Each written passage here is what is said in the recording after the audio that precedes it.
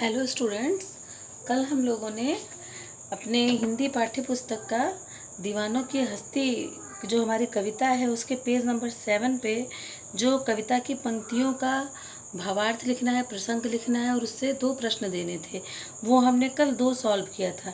आज हम लोग तीसरा पढ़ेंगे कि किस ओर चले यह मत पूछो, चलना है बस इसलिए चले, जग से उसका कुछ लिए चले, जग को अपना कुछ दिए चले। तो सबसे पहले इन काव्य पंक्तियों का आपको संदर्भ लिखना है कि यहाँ पे जो हमारे कवि हैं वो क्या संदेश देना चाहते हैं, किस प्रसंग में इन पंक्तियों को कहते हैं।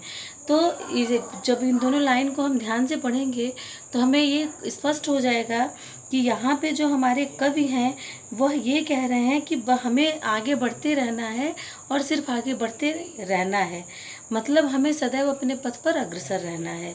और सरल अर्थ, दूसरा प्रश्न है कि प्रस्तुत काव्य पंक्तियों का सरल अर्थ लिखिए। तो सरल अर्थ यह है कि जो हमारे कवि हैं वह ये कह रहे हैं कि जो दीवाना व्यक्ति है, जो इतना मस्त रहने वाला व्यक्ति है, जहाँ जाता है वहाँ के माहौल को खुशनुमा बना देता है, वह व्यक्ति यह कह रहा है कि हम किस ओर जा रहे हैं हमसे यह मत पूछो, हम सिर्फ चले जा रहे हैं, हमारा उद्देश्य केवल चलते रहना है, थकना नहीं है, हमें जीवन में सदैव आगे बढ़ते रहना है। और इस संसार में जब हम आए हैं तो इस दुनिया से हम कुछ लेते चलें, अर्थात अच्छी बातें हम इस दुनिया से ले करके चलें और जो बुरी बातें हैं उनको हम इसी दुनिया में छोड़ दें। और जो हमारे पास अच्छी चीज़ें हैं, जो हमें ज्ञान है, वह हम इस दुनिया को कुछ देते चलें। यह हो गया इन पंक्तियों का अर्थ। उसके बाद दीवाना व्यक्ति जग से क्या लेता है और जग को क्या देता है। तो दीवाना व्यक्ति जो होता है वह इस जग को मस्त रहने का, खुश रहने का संदेश देता है। सबसे बड़ी बात, इस दुनिया को वह मस्त रहने का, खुश रहने का संदेश देता है। और जग से लेता क्या है, जग में जो अच्छी आदतें हैं, जो अच्छा व्यवहार है, उनको लेता रहता है। दीवाना व्यक्ति अच्छे व्यवहार को, अच्छी चीज़ों को, अच्छे ज्ञान को लेना चाहता है। उसके बाद चौथा प्रश्न है कि दीवाने व्यक्ति का कहीं चलने के पीछे क्या उद्देश्य है। तो जो दीवाना व्यक्ति है वह किसी उद्देश्य से नहीं चलता है, उसका उद्देश्य चलते रहने का केवल इतना है कि यदि हम मस्त होकर के अपने पथ पर आगे बढ़ते रहेंगे तो जितने भी व्यक्ति हमारे संपर्क में आएंगे, जितने लोग हमसे मिलेंगे, उनके अंदर अगर कहीं भी निराशा होगी तो वह निराशा दूर हो जाएगी। अर्थात दीवाना व्यक्ति के सदैव चलते रहने का उद्देश्य लोगों के हृदय में जो निराशा है उसे दूर करने का है। उसके बाद जो हमारा चौथा वाला भावार्थ लिखने के लिए है पंक्ति, वह है कि दो बात कही, दो बात सुनी, कुछ हंसे और फिर कुछ रोए। लेखक ये कह रहे हैं कि कुछ बातें हमने कही किसी को और कुछ किसी की बातें हमने सुनी। जो बातें हमें कड़वी लगी उसके लिए हम रोए और जो बातें हमें अच्छी लगी उसके लिए हम हंसे। छक्कर सुख दुख के घूंटों को हम एक भाव से पिए चले। मतलब कि चाहे सुख हो अथवा दुख हो, दोनों को हम तो एक समान समझें और दोनों से तृप्त हो जाएं और हम एक भाव से सुख और दुख को मान के चलें।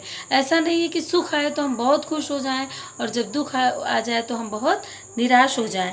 यह प्रस्तुत का पंक्तियों का प्रसंग आपको लिखना है।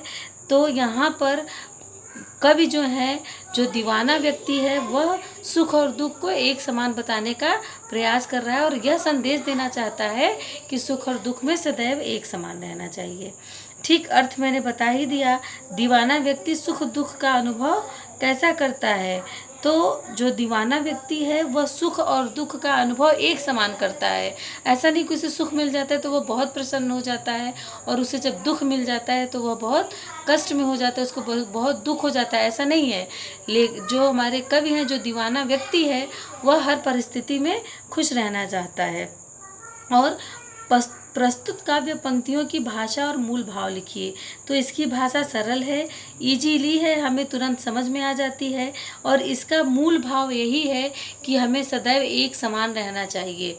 ऐसा नहीं कि जब हम बहुत सुख में रहें तो हम लोगों के साथ बुरा बर्ताव करने लगें और जब हमारे ऊपर दुख आ जाए तो हम बहुत अधिक दुखी हो जाएं।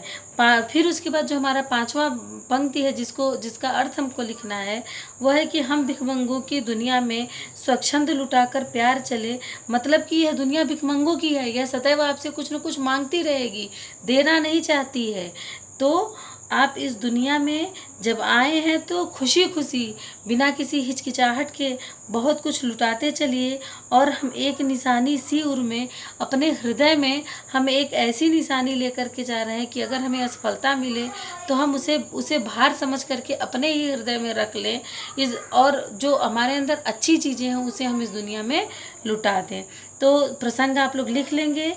प्रस्तुत काव्य पंक्तियों का सरल अर्थ आप अपने शब्दों में लिखेंगे। अभी मैंने थोड़ा देर पहले इसको बताया भी है। और इसका प्रसंग सिर्फ यह है कि असफलता का भार अपने हृदय में लेकर के आगे बढ़ जाना चाहिए। और जो हमारे अंदर अच्छाई है, जो प्यार है, उसे हम स्वच्छंद होकर बिना किसी रोक टोक करके लोगों के पास लुटाते चले, लोगों को देते चले। दीवाना व्यक्ति असफलता को किस रूप में लेता है? तो दीवाना व्यक्ति असफलता को एक भार के रूप में लेता है और उसे केवल अपने ही हृदय में रखना चाहता है। और इसी से रिलेटेड अब आपको कुछ प्रश्न दिए जाएंगे।